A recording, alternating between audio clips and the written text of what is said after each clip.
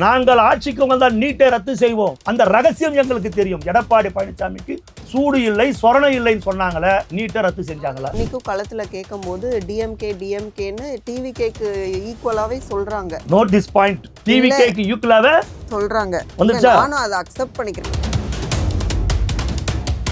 திமுக DMK டிவிகேன்னு சொல்றாங்க. ஏடிஎம்கே எங்க? அப்ப செத்த பாம்பு தூக்கி விஜய் தோல்மலை போட்டுக்கணுமா இந்தியா கூட்டணியில போய்? அததான் நாங்க கேக்குறோம். கிடையாதுங்க. அது அவருக்கு புரியாதா? திமுகவா தாவேகாவா? தூய சக்தியா தீய சக்தியா? முதலமைச்சர் அந்த சின்ன பசங்களை கூப்பிட்டாங்க. அந்த சின்ன பசங்க சொல்றாங்க, இவர் தான் சிஎம் நிக்கிறாரு, இப்ப உங்களுக்கு தெரிஞ்சதை சொல்லுங்கன்றார். டேய், அவருக்கு ஒண்ணுமே தெரியாதுடா, அவரை போய் கேட்கறீங்களா எல்லாம் கமெண்ட்ஸ் பண்றான். ஓ, மகளிருக்கு 1000 ரூபாய் டே 1ல இருந்து கொடுத்தாரா? கொடுக்கல. அவராலேயே கொடுக்க முடியல. விஜய் 28 மாசம். அதுக்கு தான் விஜய் அழகா விளக்கம் கொடுத்துட்டாரு. விஜய் ஸ்டாலின் டாக்ஸி இத்தனை லட்சம் கோடி நீங்க கொள்ளடிக்கிறீங்க, அதை கொள்ளையடிக்காம தடுத்தாலே அதுல பணம் மீறும். தூத்துக்குடியில இயற்கை உபாதியா கழிக்க போன ஒரு குழந்தை, 17 வயசு குழந்தைய சின்ன பண்ண வாங்கி வெட்டி போட்டு இருக்கான். போஸ்ட்மார்ட்டம் ரிப்போர்ட் இன்னும் நான் பார்க்கலன்னு சொல்றாங்க கனிமொழி. இந்த மக்கள் அந்த அம்மாவை ஓட விட்டாங்க. 41 பேருக்கு பொழுது விடியறதுக்காட்டியும் போஸ்ட்மார்ட்டம் கொடுக்குறீங்க கரூர்ல. மக்களுக்காக நிறைய ஸ்கீம்ஸ் நாங்க தான் போட்டிருக்கோம், நாங்க தான் 2.0 ஆட்சியும் அமைப்போம் அப்படின்னு ரொம்ப சொல்ல வேண்டியதாங்க. அவர் என்னன்னா சொல்லிக்கிட்டங்க, 25 வருஷம் அடுத்த கால் நூற்றாண்டு தமிழ்நாட்டின் அரசியலை விஜய் தான் தீர்மானிப்பார். கட்சிக்கு கட்டமைப்பே இல்லைன்னு சொல்றாங்களே. கட்டமைப்பு இல்லாததுதான் இவ்வளவு நடக்குதா?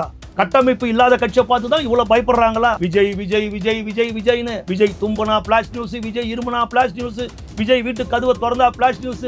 அவருக்கு தான் கட்டமைப்பு இல்ல, ஒண்ணு இல்ல, விட்டுட்டு போங்க. விஜய் ரொம்ப பேச மாட்டேங்கிறாரு, வீட்டுக்குள்ளேயே இருக்கிறாரு. அவர் அவர்கிட்ட தமிழ்நாட்டை கொடுத்தா என்ன ஆகும்? பேசி நீங்க நாட்டை நாசம் பண்ணது போதும். கருணாநிதி கூட ஒரு பேச்சாளர் வேணுமா? போதும். இப்படி காமராஜர் பேசாத காமராஜர் தானே இன்ன வரையில காமராஜர் ஆட்சியாம் என்றோம். இன்க்ளூசிவ் நியூஸ் தமிழ் நேயர்களுக்கு வணக்கம். இன்றைக்கு நேர்காணல நம்ம கூட இணைஞ்சிருக்காங்க அரசியல் விமர்சகர் திரு ஓட்டேரி ஜெயக்குமார் அவர்கள். நிறைய கேள்விகள் கேட்க போறோம், வாங்க பேசலாம். வணக்கம் சார். களத்துல டிஎம்கே வர்சஸ் டிவிகே அப்படின்னு எடுத்துக்கிட்டா கூட, டிஎம்கேவை பொறுத்த வரைக்கும் இப்ப 4.5 ஆண்டுகள்ல அவ்வளோ ஸ்கீம்ஸ் கொண்டு வந்திருக்காங்க. இன்னைக்கும் களத்துல கேட்கும் போது டிஎம்கேன்னு டிவிகேக்கு ஈக்குவலாவே சொல்றாங்க. அப்போ நோட் திஸ் பாயிண்ட். டிவிகேக்கு ஈக்குவலாவே சொல்றாங்க. நானும் அதை அக்செப்ட் பண்ணிக்கிறேன். ஏன்னா விஜய்க்கு ஃபேன் பேஸ் இருக்கு. நான் நகரத்து லெவல்ல சென்னையில மட்டும் அனலைஸ் தமிழ்நாடு பூரா இப்ப லயோலா கருத்து கணிப்பு வந்திருக்குது. ஓல்டு மாணவர்கள் அவங்களுடைய கருத்து கணிப்புல விஜய் ஆட்சி அமைக்கிறார், கிங் மேக்கராக இருப்பார் அப்படின்னு திமுக 2வது இடம். ஏடிஎம்கே எங்க இருக்குதாங்க? இப்ப நீங்க சொல்றீங்க திமுக டிஎம்கே டிவிகேன்னு சொல்றாங்க. ஏடிஎம்கே எங்க? அப்ப செத்த பாம்பு தூக்கி விஜய் தோல்மலை போட்டுக்கணுமா இந்தியா கூட்டணியில போய்? அததான் நாங்க கேக்குறோம். கிடையாதுங்க. அது அவருக்கு புரியாதா? திமுகவா தாவேகாவா?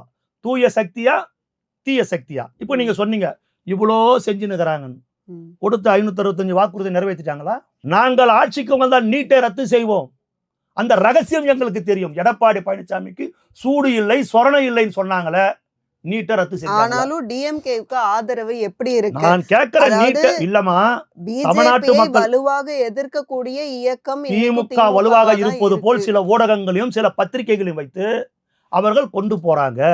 ஸ்டாலின் நிலைமை எப்படி இருக்குதுன்னா, ரீல்ஸ் போடுற சின்ன பசங்களை கூட கூப்பிட்டு கூட வச்சுக்கின்னு, எப்பா என்ன கொஞ்சம் இன்ட்ரடியூஸ் பண்ணுங்கப்பா, அந்த நிலைமையில இருக்கிறார். ஒரு சின்ன பசங்க கையில போனே கொடுக்க கூடாது. இந்த ரீல்ஸ் மோகத்தால தான் நாடு நாசமா போகுது. 18 வயசு வரைக்கும் போன் யூஸ் பண்ண அனுமதிக்க கூடாதுன்னு கர்நாடகமும் ஆந்திராவும் சிந்திச்சுன்னு இருக்கிறான். இந்த ரீல்ஸ் மோகத்தால தான் திருவள்ளூர்ல ஓடுற ட்ரெயினை ஒரு வடநாட்டு பையனை இறக்கி வெட்டுன்னு எட்டி ரீல்ஸ் போடுறான். இந்தியாவிலேயே ரீல்ஸ் மோகத்தால உயிரிழந்தவர்கள் அதிகமாக இருப்பது தமிழ்நாட்டில் தான். ஒரு மாநில முதலமைச்சர் அந்த பசங்க பிரபலமா இருக்காங்க. அது எப்படி இப்ப இன்னும் 10 பசங்க புறப்படுவான்ல? அப்ப நம்ம ரீல்ஸ் போட்டா நம்மள முதலமைச்சர் கூப்பிடுவாரு, நம்மளுக்கு ஒரு அங்கீகாரம் கிடைக்கும். எல்லா பேரண்ட்ஸும் பசங்களை கலைப்பு விடுவாங்கல்ல. இந்த ரீல்ஸ் மோகம் தானே எல்லா பிரச்சனைக்கும் காரணமா அமைதுன்னு தானே கத்துறோம். சின்ன பசங்க கிட்ட கொடுக்காதீங்க, கத்துக்க கூடாததெல்லாம் கத்துக்கிறாங்க, நாடு நாசமா போகுது. அவங்களுக்கு ஒரு ஏஜ் வரட்டும், சொல்றமா இல்லையா? ஒரு முதலமைச்சர் தான் இந்த லட்சணத்துல தான் முதலமைச்சர் இருக்கிறார். முதலமைச்சர் அந்த சின்ன பசங்களை கூப்பிட்டாங்க. அந்த சின்ன பசங்க சொல்றாங்க, இவர் தான் சிஎம் நிக்கிறாரு, இப்ப உங்களுக்கு தெரிஞ்சதை சொல்லுங்கன்றார். டேய், அவருக்கு ஒண்ணுமே தெரியாதுடா, அவரை போய் கேட்கறீங்களா எல்லாம் கமெண்ட்ஸ் பண்றான்.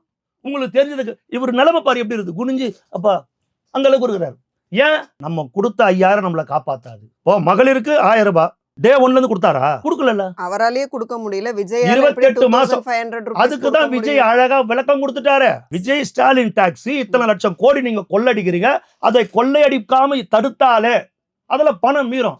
காமராஜர் ஆட்சியில ஒரு பாலம் கட்டினாங்க, காமராஜர் ஆட்சியில ஒரு அணைக்கட்டுகள் கட்டினாங்கன்னா இத்தனை கோடி ரூபாய் ஒதுக்கணும், இவ்வளவு வேலையில பணம் முடிஞ்சிடுச்சு, இவ்வளவு பணம் மீதின்னு கொண்டு வந்து டேபிள் மேல வச்சான். இன்னைக்கு பணத்தை ஒதுக்குனா இது பத்தல, இன்னும் கொஞ்சம் கொடுன்றான். 40,000 45,000 கோடி 50,000 கோடி ஒரு வருஷத்துக்கு கல்விக்காக ஒதுக்குறாங்களா இல்லையா? 40,000 கோடினே வச்சுக்குவோம். இந்த 5 வருஷத்துல கல்விக்காக ஒதுக்குன தொகை எவ்வளவு? 5×4 = 20, 2 லட்சம் கோடி.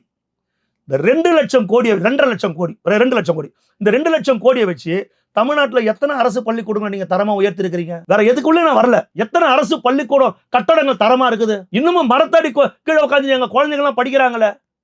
கழிவறை வசதி இல்லையே, பெண் மாணவிகளுக்கு கழிவறைக்கு கதவு இல்லையே.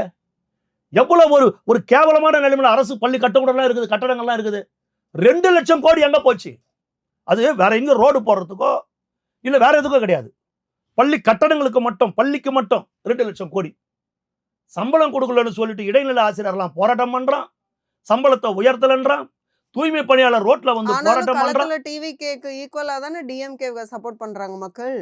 கிடையாதுங்க. நீங்க தேர்தல் பாருங்க, 23 அறிவிச்சிட்டாங்க. புரியுதுங்களா? நீங்க பாருங்களேன், மக்கள் யோசிப்பான். நீட்டை ரத்து பண்றேன்னு சொன்னாங்களே, ரத்து பண்ணலையே. கல்வி கடனை ரத்து பண்றேன்னு சொன்னாங்களே, ரத்து பண்ணலையே. கேஸுக்கு 100 ரூபாய் மானியம் தரேன்னு சொன்னாங்களே, கொடுக்கலையே. பெட்ரோல் விலையை 4 ரூபாய் குறைக்கிறேன்னு சொன்னாங்களே, குறைக்கலையே. டீசல் விலையை 4 ரூபாய் குறைக்கிறேன்னு சொன்னாங்களே, குறைக்கலையே. கூட்டுறவு வங்கியில வாங்கின நகை கடனை தள்ளுபடி பண்றேன்னு சொன்னாங்களே, பண்ணலையே. மக்கள் யோசிப்பான், எல்லாத்தையும் யோசிப்பான் மக்கள்.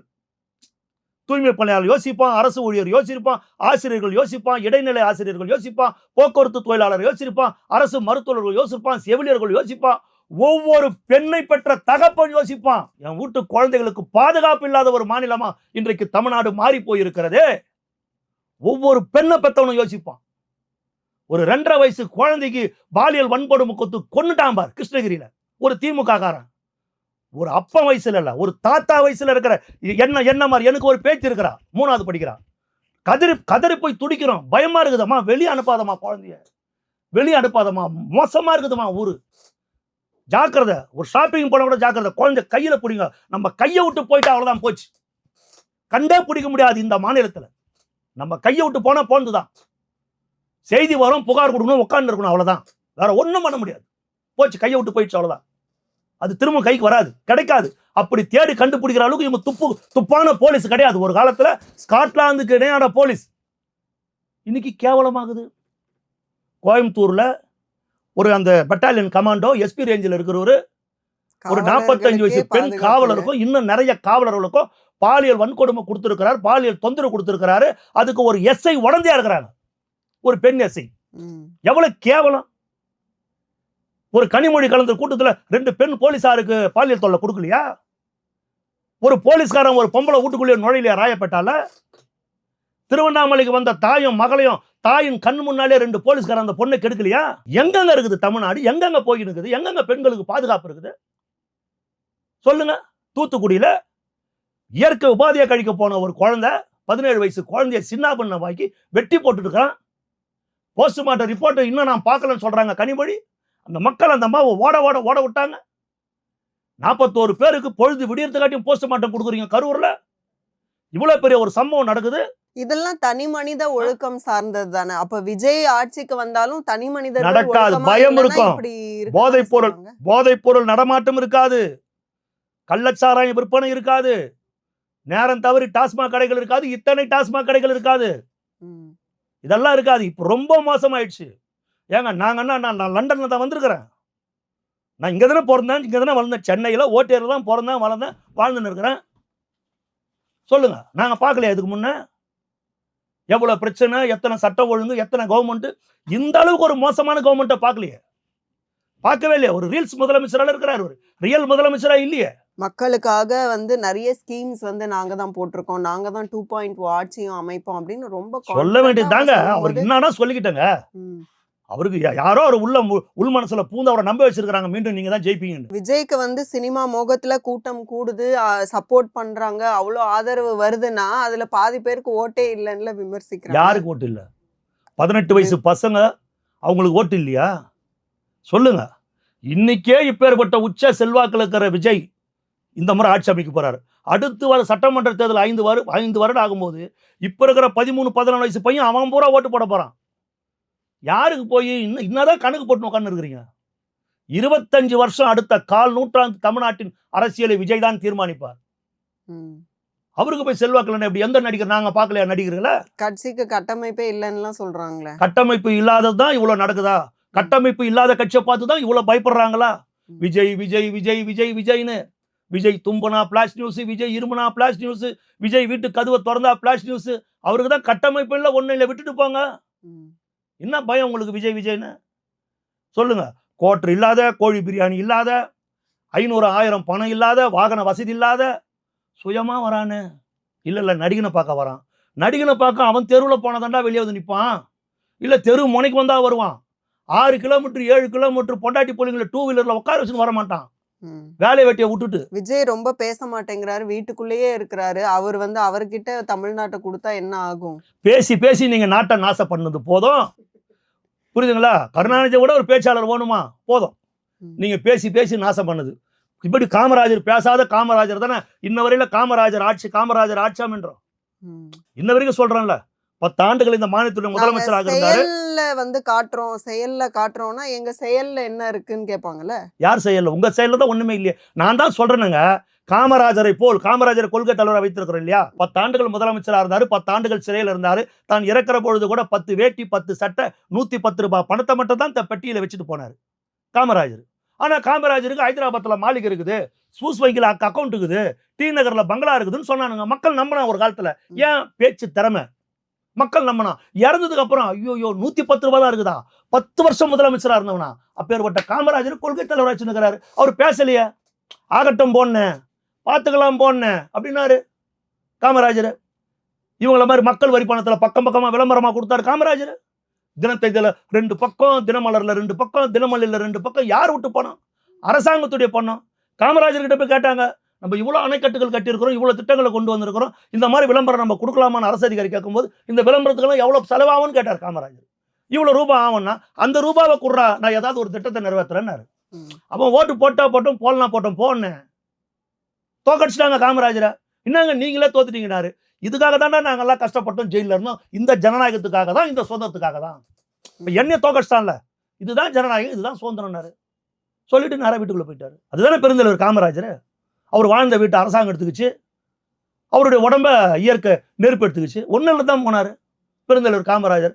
அது போல ஒரு தூய்மையான ஆட்சியை ஒரு விஜய் கொடுப்பார். விஜயால தனித்து வெல்ல முடியாது, அதனாலதான் எங்க கூட்டணிக்கு கூப்பிடுறோம் அப்படின்னு தமிழிசையெல்லாம் ரொம்ப நாளா கூப்பிட்டுக்கிட்டே இருக்கிறாங்க.